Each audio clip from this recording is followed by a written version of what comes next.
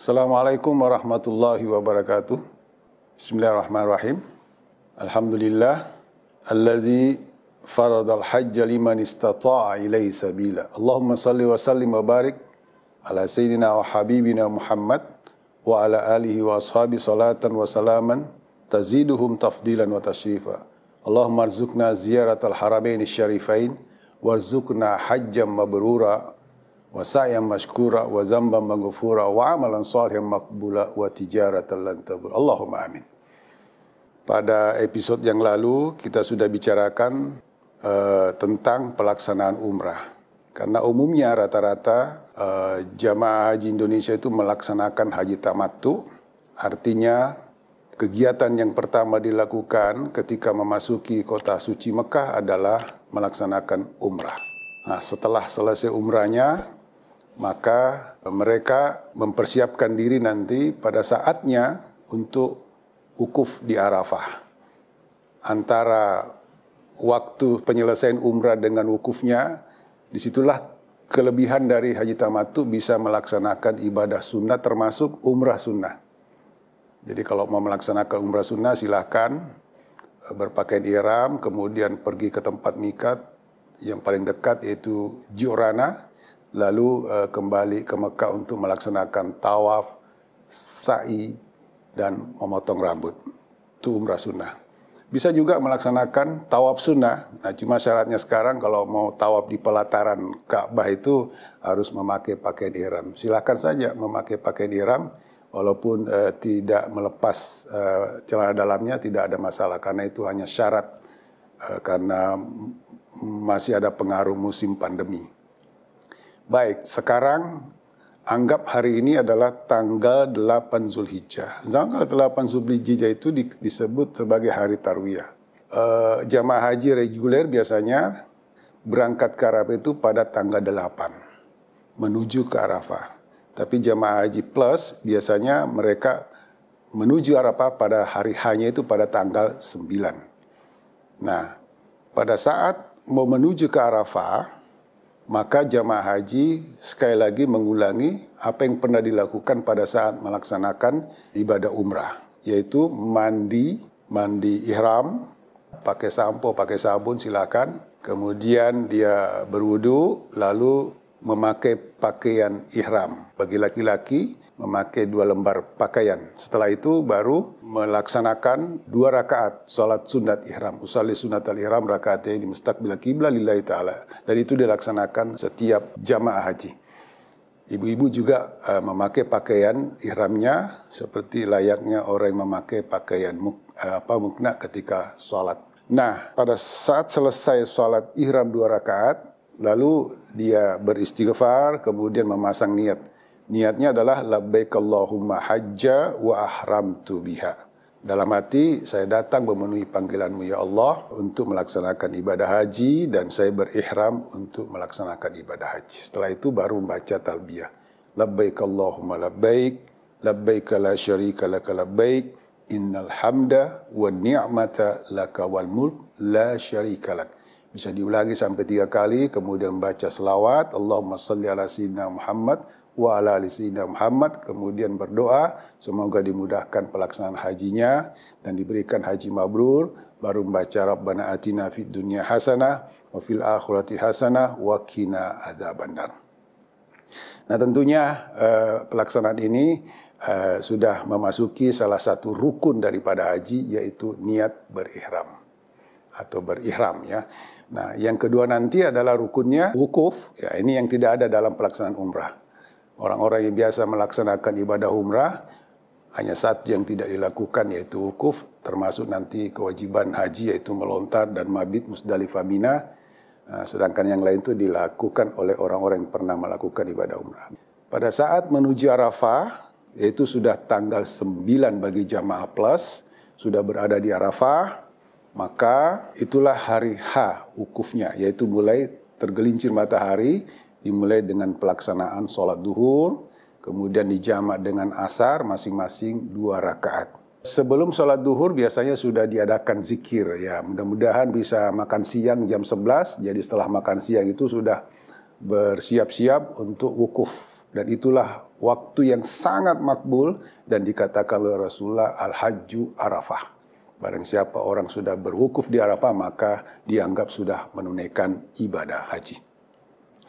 Wukuf di Arafah setelah sholat duhur, kemudian sholat asar 2 rakaat, mendengarkan khutbah, kemudian dilanjutkan dengan zikir. Zikirnya sampai terbenam matahari. Setelah itu baru melaksanakan sholat maghrib dan isya, sholat jamaah takdim ya, isyanya.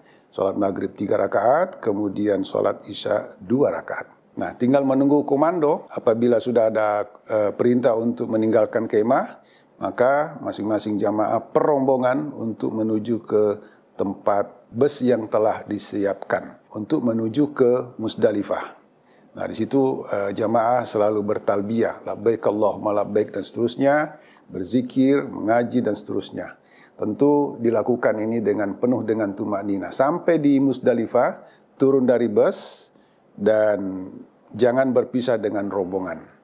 Karena posisinya di Musdalifah itu turun dari bus adalah menuju ke tempat pintu keluar yang nantinya sudah standby juga busnya di situ untuk diangkut lagi dari Musdalifah ke Mina. Nah, di situ mabit, artinya bermalam di situ, diusahakan menempati posisi yang memang kosong dan dirapatkan posisi tempat tidurnya, jangan melihat karena belum ada orang akhirnya terpencar-pencar. Nanti kalau datang yang lain itu semua akan terisi tempat itu karena memang sudah dipersiapkan. Kalau zamannya normal itu sekitar lebih 2 juta orang ya di tempat itu, Indonesia 200.000 lebih. Nah, itu pasti penuh. Nah, tinggal menunggu komando. Nah, tengah malam baru kita tinggalkan Musdalifah. Apa yang dilakukan di Musdalifah? Ya banyak berzikir, bahkan bisa sholat tengah malam. Yang tak kalah penting adalah menyempatkan diri untuk tidur. Walaupun tidak bisa tidur, yang penting baring. Dan jangan lupa mengambil batu sebanyak 50 atau 49 ya, atau 70 biji batu. Kalau tidak bisa mengambil semuanya ya semampunya. Biasanya kalau teman-teman yang mampu ya silakan mengambil banyak-banyak, tidak ada masalah karena kalau ada orang yang tidak punya batu bisa diberikan kepada yang lain. Batu yang dipungut adalah batu yang seperti kelereng, tidak boleh lebih besar dari itu. Nah, pada saat tengah malam, kadang-kadang maktab menyuruh jam 11. Ya kalau memang begitu peraturannya tidak ada masalah. Memang waktu yang paling bagus adalah pukul 00 gitu ya. Meninggalkan Musdalifah, kemudian menuju Mina. Pada saat sampai di Mina masuk kemah, kemudian mempersiapkan diri untuk melontar di Jumratul Aqabah. Sebaiknya melontarnya juga setelah tengah malam atau paling afdal itu setelah subuh. Itu sudah dibenarkan untuk melontar di Mina. Jadi yang dilontar cuma Jumratul Aqabah. Sebelum berangkat diusahakan mengambil air wudhu, bahkan disunahkan untuk mandi di sana. Tetapi ingat, berpakaian ihram mandinya tidak boleh menggosok badan, pakai sampo, tidak boleh pakai sabun karena dalam keadaan berihram. Masih ingat, ada larangan-larangan seorang yang berihram yang harus dihindari.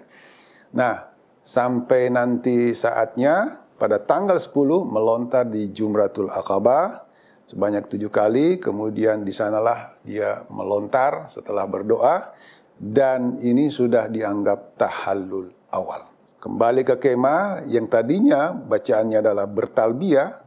Ketika kembali ke kemah, yaitu setelah melontar dan memotong rambut, dia sudah bertakbiran. Allahu Akbar, Allahu Akbar, la ilaha illallah, wallahu akbar. Allahu Akbar walillahil hamd. Layaknya orang seperti hari lebaran Idul Adha. Karena memang jamaah haji tidak menunaikan ibadah namanya sholat Idul Adha di tempat Masy'aril Haram. Nah, kembali ke kemah. Kembali ke kemah sudah bisa mandi, memakai sabun dan mengganti pakaian seperti biasa karena sudah dalam posisi tahallul awal. Artinya seluruh larangan tadi itu sudah tidak berlaku lagi, kecuali yang tetap berlaku adalah tidak boleh berkata-kata kotor, tidak boleh berbuat fasik, tidak boleh bertengkar. Tetapi yang namanya pakaian berjahit bagi laki-laki sudah bisa. Namanya memakai minyak harum, tadinya tidak boleh, sekarang sudah bisa. Satu yang tidak bisa bercumbu dengan istri. Ya. Nah, besoknya ketika tanggal 11 melakukan hal yang sama, yaitu pergi melontar ke tempat jamarat, tetapi menyiapkan batu lebih banyak karena ada 3 tempat yang ditempati melontar. Yang pertama adalah Jumratul Ula, kemudian Jumratul Wusta, kemudian Jumratul Aqabah, masing-masing 7 kali pelontaran. Nah, selesai itu kembali lagi dan wiridnya sama, yaitu takbiran. Itu namanya hari-hari tasyrik 11, 12. Hari ke-12 melakukan hal yang sama dengan tentunya pakaian biasa, melontar kembali pada tanggal 12 Jumratul Ula, Wusta, dan Aqabah.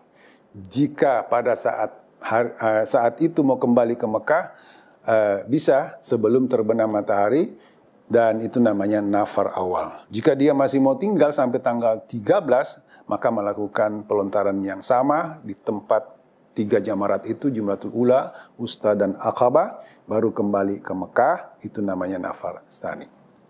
Sampai di Mekah, yang dilakukan adalah tinggal rukun berikutnya, yaitu tawaf ifadah. Begitu mau tawaf, dia niat tawaf ifadah sebanyak 7 kali, kemudian sholat sunat di belakang makam Ibrahim, kemudian minum air zam-zam, lalu pergi ke tempat sa'i. Nah, setelah selesai sa'inya 7 kali, diawali di Safa, kemudian diakhiri di Marwah, dan selesailah pelaksanaan ibadah haji. Motong rambutnya sudah duluan pada tanggal 10. Nah, selesailah semua rangkaian daripada ibadah haji, tinggal nanti kalau mau pulang ke tanah air, satu lagi kewajibannya adalah melaksanakan tawaf wada. Tawaf wada itu tentu dilakukan dengan pakaian biasa, tapi kalau mau lagi-lagi peraturan di sana, kalau mau tawaf di pelataran harus memakai pakaian ihram. Silakan aja berpakaian ihram, karena itu syarat untuk tawaf di pelataran, tanpa harus membuka celana dalam. Karena memang tidak wajib kita memakai pakaian ihram, cuma karena kondisi dan peraturan di sana.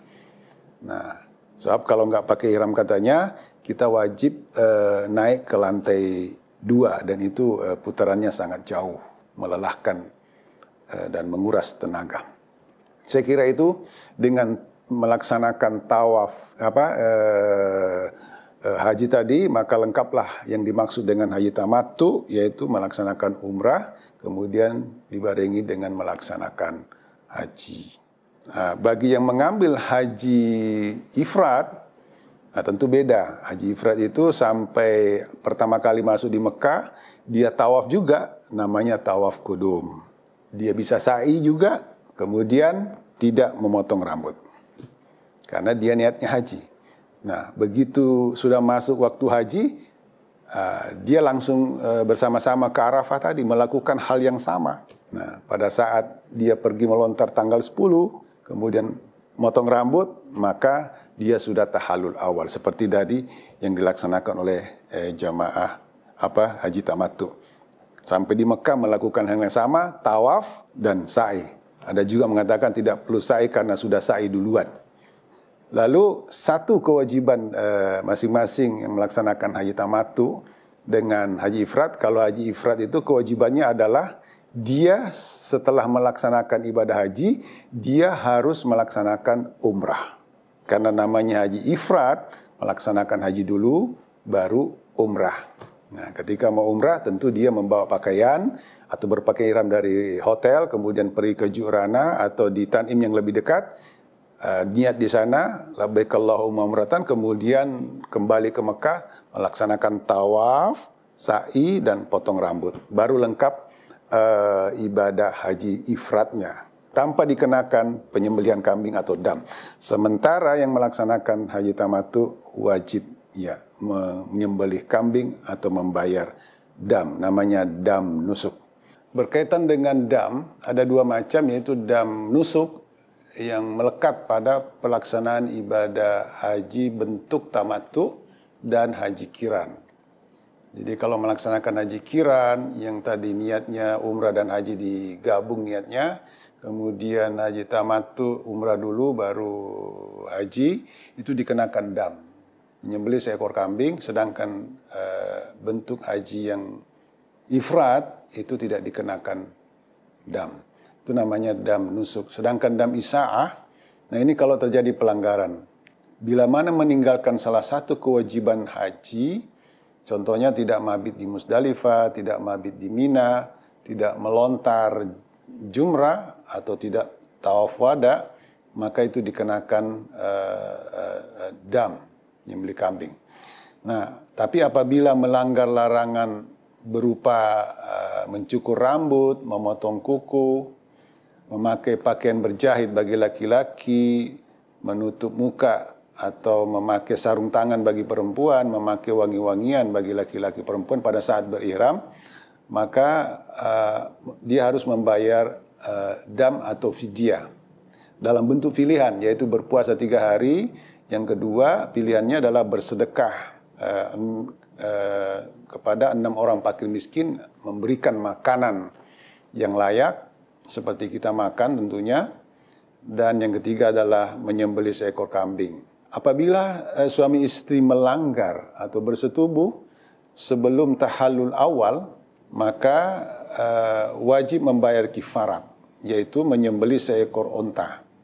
Bukan kambing ya, menyembelih seekor onta atau sapi, menyelesaikan haji yang batal itu dengan tetap berlaku padanya, menyelesaikannya, terus wajib hajinya belum gugur. Jadi hajinya itu tidak dianggap sah, walaupun harus diselesaikan. Tetapi apabila pelanggaran bersetubuh suami istri dilakukan setelah tahallul awal, maka hajinya tidak batal, tapi wajib membayar dam, onta atau safi. Tapi mudah-mudahan ini tidak terjadi. Nah, ini pentingnya pada saat jemaah haji berada di hotel, ketika sampai di Mekah, apalagi satu kamar itu 2 orang suami istri, jangan menganggap wah ini sudah ada kesempatan. Ingat peraturannya, kalau belum tahallul awal, belum tahallul tsani. Apa itu tahallul awal, tahallul tsani? Yang dimaksud tahallul awal itu adalah melakukan 2 dari 3 kegiatan, yaitu tawaf, melontar, dan mencukur rambut. 3 kegiatan ini kalau baru 2 yang dilakukan, itu namanya tahallul awal. Tapi kalau sudah 3-tiganya dilakukan, itu namanya tahallul tsani. Contohnya, seperti kita lakukan tadi, sampai di Mina, melontar pada tanggal 10, lalu memotong rambut, berarti sudah 2 kegiatan dilakukan, itu berarti tahallul awal. Atau mungkin ada jamaah haji, begitu dari Musdalifah, dia langsung ke Mekah. Ke Mekah itu langsung dia tawaf, kemudian sa'i, lalu dia potong rambut. Berarti sudah 2 dilakukan, yaitu tawafnya dengan potong rambutnya. Tapi belum melontar, berarti ini juga tahallul awal.